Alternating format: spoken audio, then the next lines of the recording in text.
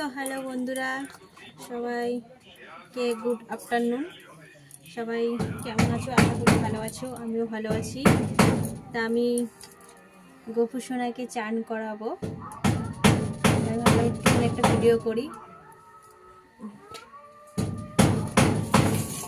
তো দেখো, আমার গোপু সোনা অল্প জল নিয়েছি, গঙ্গা জল, ঠান্ডা লেগে যাবে না, তাই চানটা করিয়ে নিই।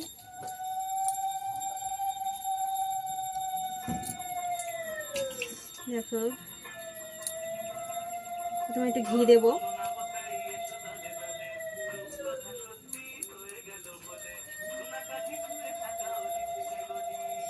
কার কারা গোপু খুব ভালোবাসো অবশ্যই বলো কমেন্টে।